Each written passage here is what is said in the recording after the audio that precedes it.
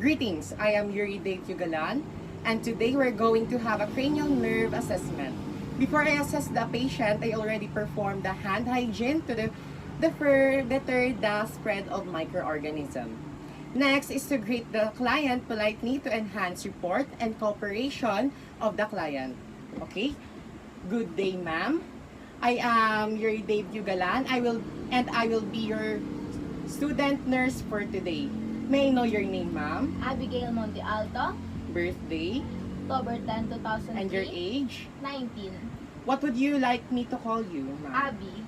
Okay, Ma'am Abby. For me to able to assess those parts, can I ask your consent if is it okay if I touch a certain parts of your body? Yes. Okay. After asking the client's consents, I can start the assessment. First, we are going to test the olfactory or the cranial nerve number 1, the sense of smell. Okay, ma'am, I want you to close your eyes and I'm gonna put something in front of your nose and you breathe and smell and tell me what you smell, okay? Okay.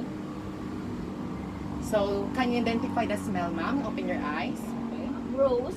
Okay, thank you. So, that's correct. So, this is and that is correct and that cranial nerve is intact. So, we're going to do a 2 tests. You're gonna look at the confrontation visual field and you're gonna be looking at the peripheral vision, okay?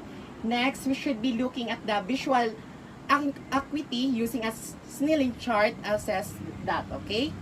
First, we're going to test the peripheral vision by doing the confrontation visual field test, okay? Ma'am, can you please stand up on me and about arm's length away? Okay, ma'am, you need to cover your right eye and also cover my left eye, okay? So, look at my eye and don't look at my fingers and tell me how many fingers you see, okay? Yes. Okay. 2. Okay? 2. Okay? 2. 3. Okay, so let's do it in the same way on the other side, okay? 1. Okay? 2. Okay? 3. Okay, that's great. So, and now we're going to test the visual acuity using the Snellen chart. Do you usually use your eyeglasses or contact lens, ma'am? Yes. Okay. So, I want you to look at the chart over there and try to read the lowest and that you can read. But first, you have to cover your right eye and then the left eye, and after you will read it with both eyes, okay? E, F, B, T, O, Z, C, Okay. B, E, F, Okay. D, Mm-hmm. O, Okay. L, E. Okay, that's good. Okay. Do the same thing on the right side. E, F, B, T, O, Z, L, P, E, D, Okay. P, E, Z, Z, P, F, Mhm. I, L, O, P, Z, D. Okay, that's great. So read and with both eyes. E, F, B, T, O, Z, L, P, E, D, P, E, C, Z, P, F, E, L, O, P, Z, D. Okay, that's great. So next we have to do is we're going to assess cranial nerves, which is the cranial nerve 3 oculomotor, and cranial nerve 4, which is the trochlear, and the cranial nerve 6, which the abducens. Okay, so we're going to run several tests to check their functions. The first one, on one that we're gonna do is we're gonna be looking for any involuntary shaking of the eye called nystagmus.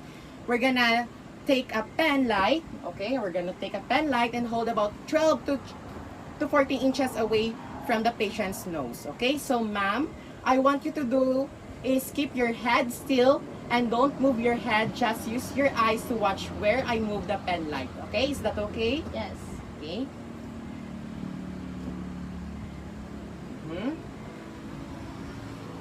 Okay, that's good. And as I was doing this, you're gonna do to perform the 6 cardinal field of gaze and just gonna move it. And look for any involuntary shaking of the eyes. Okay, here we go. Okay, that's great. Next, we're gonna see how reactive the pupils are to light, and do that, we're gonna dim the lights a little bit. We're gonna have the patients stare off a distant object that helps dilate those pupils, and we're going to shine using our pen light and at the side, and we're gonna see how the pupil responds. Is she constrict, and then on the other side it should be constrict as well.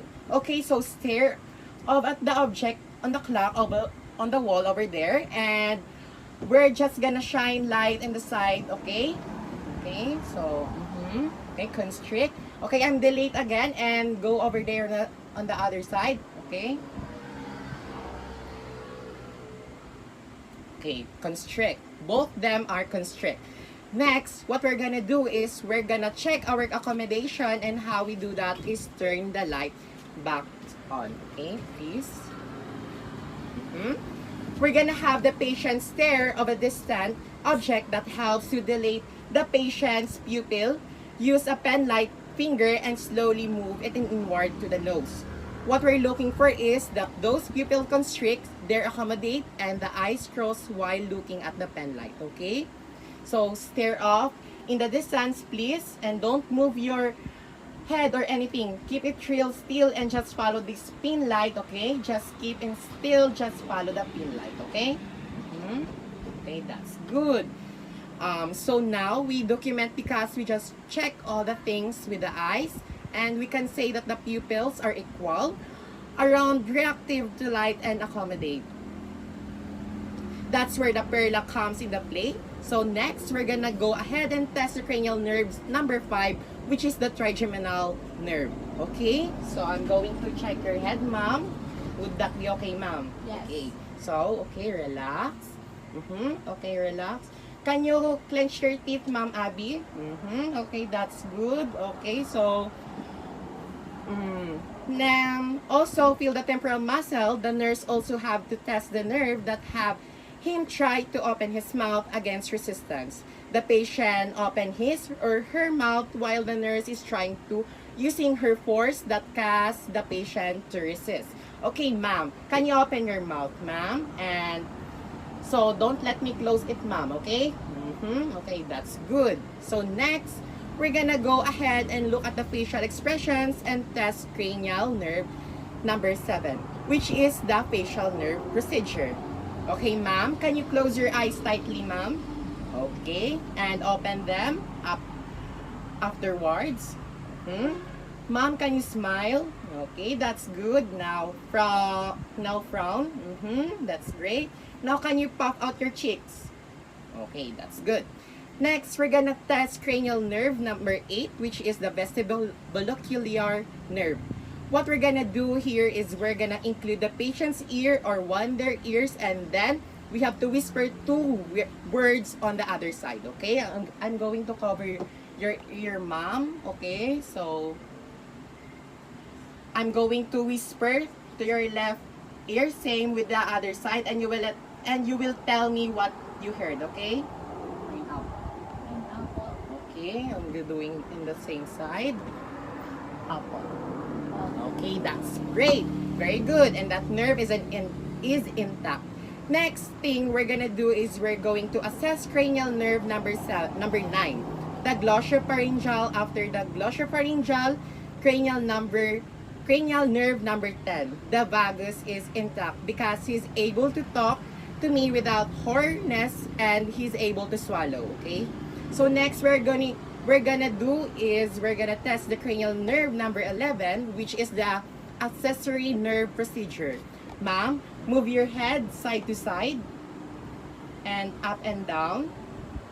Then I'm going to hold your shoulder. Try to shrug your shoulder, please. Okay, one again. Okay, that's great. Next, we're going to assess cranial nerve number 12, which the hypoglossal nerve. Ma'am, can you stick out your tongue? Okay, and move it side by side. Okay, that's great. So he did that with ease. That means the nerve is intact. And that wraps out how to perform a nursing assessment of the cranial nerves. Thank you.